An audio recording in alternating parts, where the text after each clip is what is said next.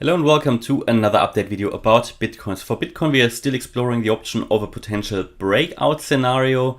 Overall, I'm going to show you the bullish one and the bearish one. Please remember that the bearish one is still my primary expectation. Yeah, as I've said multiple times, because we have not yet seen bullish price confirmation.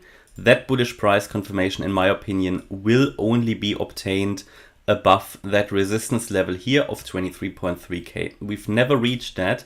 Therefore, my primary expectation remains clearly to the downside, even though I give it the benefit of the doubt. I give it the chance to move to the upside, and therefore we are following this scenario because the bullish scenario is probably now more likely than it has been in the last 7 months. Okay, when I started talking about this move below 28.6k in November, that was needed. Yeah, I mean, at the time there was actually no bullish scenario anymore, and now we have the potential that there is one, because we've hit the low, we've fulfilled all the requirements in this correction. Now, just because we fulfilled all requirements, it doesn't mean the overall correction is over. It just means Bitcoin has a chance to move up, and I told you here in the last few videos what needs to happen for this breakout. So far, we haven't seen that. We see some potential, but it has not worked out yet. Yeah, we have not broken above this resistance. We have not yet seen price confirmation. We have seen a bit of an increase in volume, which was good. Yeah, because you need to see, first of all, always the evidence in the Elliott Wave patterns. Then we need to see volume, and we need to see price confirmation. Now, volume, you could argue maybe it was there, not significantly though, but I think in very early beginnings of an uptrend, that is okay. What was not there yet is the bullish price confirmation.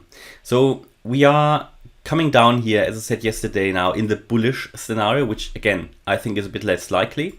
Primary expectation is still the bearish one, but so far we have not invalidated the bullish one, so it's still worth following. We have seen here since the low in the bullish scenario a wave 1 to the upside, an impulse. We can count an impulse. We've seen a correction down in a wave 2. We are now in this wave 3, and within the wave 3 we have completed a 1, a 2, and another 1-2 pattern, and would now be on high alert for a move to the upside. So we need to be ready. At any point this could now reverse to the upside. Now I have to tell you, the way Bitcoin came down here yesterday, I don't think that this move down is over. Even though you can draw a trend line here, and there will be some support here, I don't think this whole move to the downside is over based on how strongly we came down, and we can take a look at the 1 hour chart in a minute. But what I can tell you is that we have hit the support level that I gave you. So we had before here the likely reversal area for a wave 2, which we went below. But I told you that in a wave 2 you can go below. It wouldn't invalidate anything. This was only the area with the highest likelihood to turn around in a bullish scenario. Now again, that we broke it, the fact that we broke below it, what does that tell you? Does it tell you maybe the bullish one is less likely? However, we came to the next support here at around, where was it? 19,800, which I made you aware. Should we drop below these white lines, we're probably going to land on the red one. You can see that we did that. We can also take a look here at the Fibonacci retracement of this particular move. And we can see that what you can do in a wave 2 without a problem is to retrace back to the 78.6% Fibonacci retracement level. Here at 19,760, you can see that was reached. Now we've now seen a reaction, and on the 4 hour chart we see a bullish engulfing candle. So we can take a look at what that means on the 1 hour chart. So let's go to the 1 hour chart. Then we can, so I mean, yesterday we could count this move down in 5 waves as complete here. Now we could count 5 waves as complete. The fact that we dropped even lower indicates strongly, especially how strong we came down, that we are still in this wave 5, that we have to do with a long wave 5, and that we are looking and doing here some subwave stuff. Okay, so that within this wave 5, which also has 5 waves, we have seen a wave 1. We've seen here a wave 2 in the form of a running flat, which means then we've come down here in a wave 3. When we take a look if that's finished, then we expect a bounce in a wave 4 and a wave 5 to finish this 5th wave off to the downside. So that would be what needs to happen in the bullish scenario. Here, wave 3, is that already wave 3? Could be. Doesn't really work out from a or does it work out from a retracement point of view? I would say no, because wave 1 is quite long.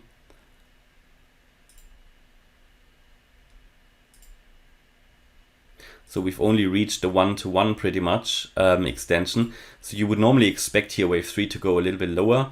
Not 100% necessary. Yeah, the only rule really is that wave 3 should not be the shortest wave. So if wave 3 has stopped here and we are now in a wave 4 retracement, which should not go very high anyway, so it's not worth trading long in my opinion. So if this here is a wave 4 already, then wave 5 will come, but wave 5 should then be the shortest one. Yeah, or must at least not be longer than wave 3 or wave 1. So that's something to keep in mind, but I would expect primarily now another dip down in a 5th wave here. So, and that could find support, for example, here at this significant swing low at 19,282.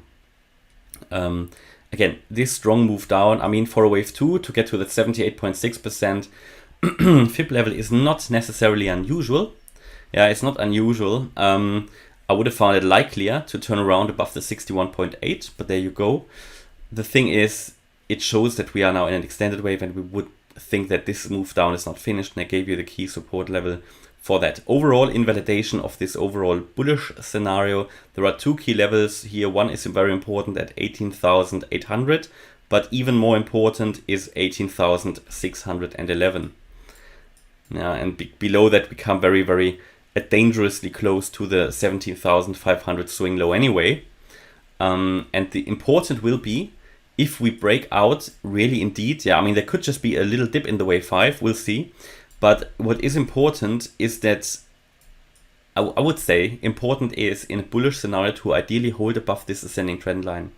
If we don't, I mean, that will just confirm further weakness in the chart, and again will make the bullish one, which I had some hope for, less likely. Okay, so let's take a look at the bearish one. This remains the primary expectation. Made you aware here yesterday again. I show that in every video pretty much as well. And again, this will remain primary expectation definitely until we break above 23.3k, and above that I will have to consider if I make the bullish one my primary, or it all depends then on the structure. So here in the bearish scenario, we've moved down in a 1, 2, 3, 4, 5. I believe the wave 4 could be finished here in the WXY pattern. I showed you yesterday in the video the more detailed wave count, but important is though what is happening here. And again, we can go to the 1 hour chart. It's the same wave count, because what we would have expected after the wave 4 is an impulsive wave to the downside. So also here we're looking at this from a wave 3 point of view. And let me just double check that. Similar to what I just told you on the Bitcoin chart, let me just find the orientation here. We would expect that that was then the wave 3, that was the 4, that we are still in the 5, and again the this ascending trend line will probably be some good support, yeah. But I told you that already in previous videos, that it could be that in this move down we're coming down to that support level, especially here in the bearish scenario, very likely. So here then within this we're looking at a 1, a 2, a 3, and a 4, and a wave 5 still to come within this wave 5. Bear in mind, this could become possibly even an ending diagonal pattern where you have some overlaps. We'll see. But this shows that we are in the very last movement here of a larger wave, which could be here overall just a large wave 1. Yeah, to start the overall downtrend basically here in that overall last 5th wave of the overall Bitcoin sell-off. And I mean, this would be in line with many expectations that I have for the altcoins. There's pretty much only a few altcoins that have the potential to move up already based on price action, Quant for example, Ethereum and Matic. I think for all other altcoins that I cover, I'm pretty much focusing on further downside anyway. I pretty much showed you no bullish scenario for all of them.